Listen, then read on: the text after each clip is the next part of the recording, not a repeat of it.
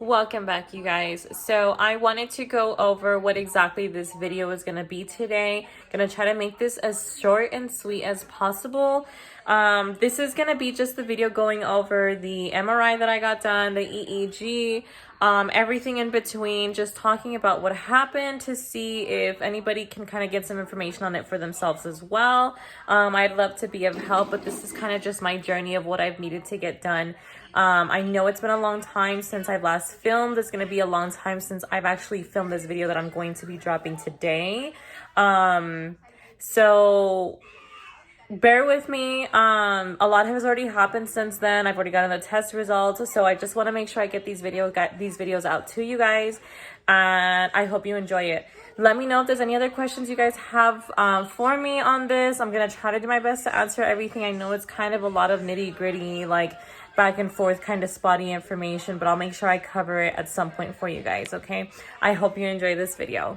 Right now, I am on my way to the neurologist's office. I'm gonna be getting an EEG done as well as an MRI. Tell me how I scratched myself. Literally, like, I was just itchy. And I barely even touched it and I turned red. I'm just one of those people who has very sensitive skin. So again, I'm on my way to the neurologist's office to get my EEG done and an MRI. For those of you who don't know, I do suffer from chronic migraines. They do get to the point where, like, it pretty much makes me sick. So like I'm bedridden. So once I start getting a migraine, it usually just comes to the point where I just, like, I can't move. Like, I don't have the energy, like I don't have like the motivation, like I just can't, like I feel sick. So for the longest time, and I brought my planner with me just so they need reference to figure out kind of when my migraines start, because I do get them monthly and they last from 3 days to an entire week, and it's just intense pain the entire time. The final day of the migraine, it kind of, like, my head feels like it's just rotting. Like, it just feels like it's been, like, rotted out. Like, it just feels exhausted. Like, it just feels disgusting. Like, my brain feels like it's useless. So I'm on my way there to get that done. I kind of have an idea of what all my symptoms are, and I do think I also have an idea as far as what could be causing it. And I want to say that I believe it's either, I know they call it menstrual migraines or hormonal headaches. So regardless, I want to say that I would like to think that means the same thing. But if anything, I would say it's menstrual migraines. I noticed that when I got pregnant with my son, my entire pregnancy, I didn't get a single migraine, a single headache, nothing. So I'm thinking it's hormonal. Because literally the day I gave birth, I got home, and as you know, the pains that come with, post delivery, I was just instantly in a migraine. And I gave birth vaginally, so I know that I was able to go home that next day. And when I went home, I got home, like, that evening I got home, and I was just, I couldn't, like, I had a migraine. It was just the weirdest thing. And sorry, I'm trying to take a look at this navigation. I've never been here before. So, my symptoms usually persist around my menstrual cycle. So probably the day or two before my menstrual cycle starts is when I get the migraine. So as time has gone on, as the years have gone on, it started to kind of progress. So first it was always only on, like, this side of my head. So now it starts here, but it starts in my neck. And from my neck, it kind of goes up here, and then it feels like it's a sinus headache, like I forgot what those are called. I don't know it's so early right now. So I feel it in my sinuses, and then after that, I start feeling it on this side of my neck, while this side still hurts, and then it kind of just goes around the same way here, and it ends, like, in my eyeball and my teeth, like my eyes, my teeth, my neck, like my shoulders, everything hurts. But, like, when I stand up, it's just pounding, like, always pounding. And at one point, you know, this past year, I think it was January 2020, I had literally gotten so sick. I was just puking. Like, it was terrible. So now I'm finally, you know, able to get that, I guess in a sense, help that I need from the doctor, just to kind of figure out more or less what's going on. I know that back in, I think it was June 2020, I had gone to see a neurologist out in Riverside, California, and I got an EEG done then. And also I'm getting the EEGs done only because when I was a child, I think I was either 3 years old or so, I began suffering from nocturnal dystonia, and that's, you know, basically what it's called. But what it is when you go to sleep at night and you're about to hit REM sleep. I don't know if it's called REM sleep or REM, but I usually say REM, so I'm just gonna say REM. Before it, you know, you fall into that deep sleep, my brain's, like, the nerves in my brain don't fully shut off. So there was always this one nerve that whenever I would go fall asleep would stay on, and it would just trigger a seizure. And my seizures were like, I mean, if my life couldn't have been any worse at that time, like, my seizures were grand mal seizures. I was supposed to be diagnosed with it for the rest of my life. And then, as you know, I think at 5 years old, I think it was 5 or 6, I actually overcame them. It got to the point where when I would fall asleep and that would happen, I was able to gain more consciousness throughout them each time. So as I was having one of those grand mal seizures, like, I would be able to gain consciousness. I was like, oh, like, I knew I was awake. I knew I was having a seizure. So my parents would stay up at night, and I would wake up and I would start walking to my mom.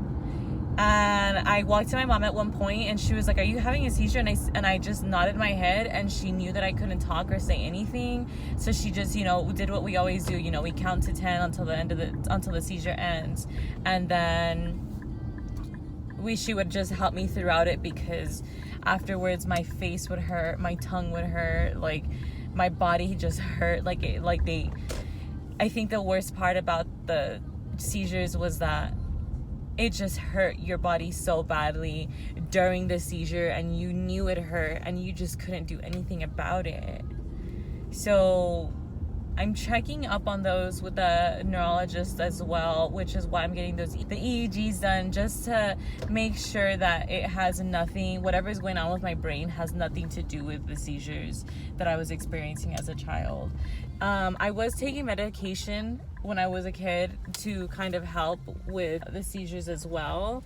And oh no, I'll park this way.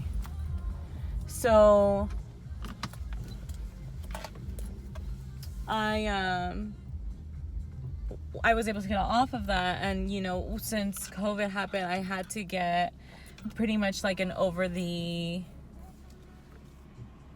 what is it called? Like an over the phone appointment done, like a consultation. So they actually prescribed me medication that's for migraines, but also helps with seizures, because they say that, you know, my post effects of my migraines, I usually get tremors in my face. So my mouth shakes, my hands will shake, and it's always so scary to me, because it does feel like it's the same thing as when I would have seizures when I would fall asleep when I was a kid. So they said that my migraines could also not only be due to menstrual cycles, but because of my hormones, but also in addition, it could also be from what was happening to my brain as a child. So I just got here right now. I'll give some more information when I get back out. So I'm just gonna head in, and then I'm gonna just be able to try to record as much as I can.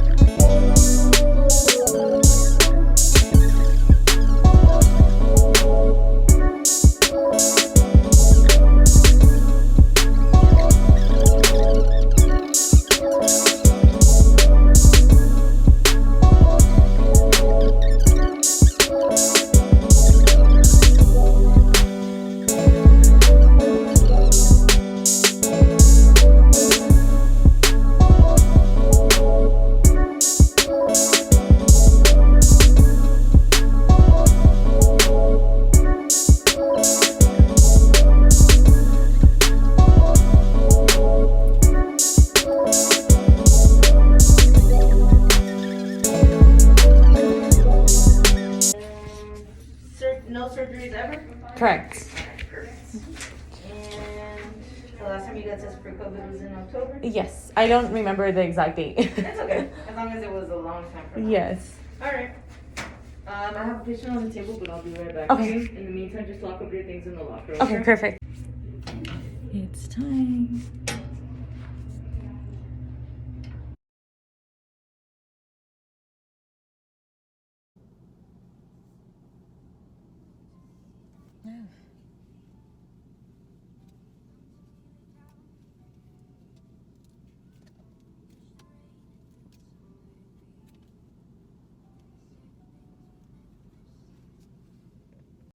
Okay, so I finally got out. Homegirl put something in my hair that kind of like, well, I mean, it's the stuff that they have to use to stick the electrodes down. So now it's time to go home. Well, I'm actually gonna head to go grab some food. I'm actually craving a snack. I want to go get like an elote. So I think that's where I'm gonna go. Tell me it looks funny on the phone. So back to what I was saying though about the MRI and stuff like that. Like, I just suffered from a lot of these things as a kid. Like, I don't know what possibly caused my brain to have like those triggers when I would sleep, and why the nerves wouldn't go shut down. Like, my brain would just stay awake. And Jesus, I am a hot mess. Like, my brain would literally just stay awake, and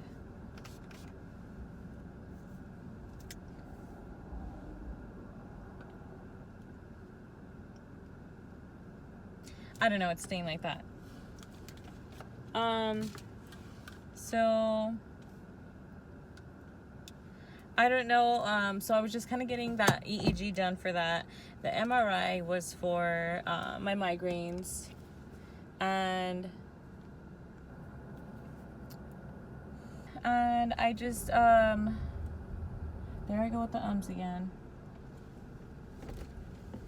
I just need to get all that checked on because my migraines have just gotten worse and worse and worse, like progressively. It just has not been any good. Later on, again, I'll explain a little bit further into like what has been going on and why that's been happening to me. Why I think it's been happening to me, and maybe it'll help you guys a little bit more on your journey as well, in case you suffer from migraines. So I'm gonna go ahead and head over to the mall where I want to go get the elote from, and I will talk to you guys again right now. So guys, that is it for the video today. I hope that you enjoyed it. Let me know if there's any other questions that you have. The next video that I'm going to be posting is going to be regarding the results, what exactly I was told, what they have me on, what they have me doing, so on and so forth. So thank you guys again for watching. Again, I know it's been a while. I'm going to stay on top of it this time. And yeah, I love you guys so much. Have a good rest of your day. Bye.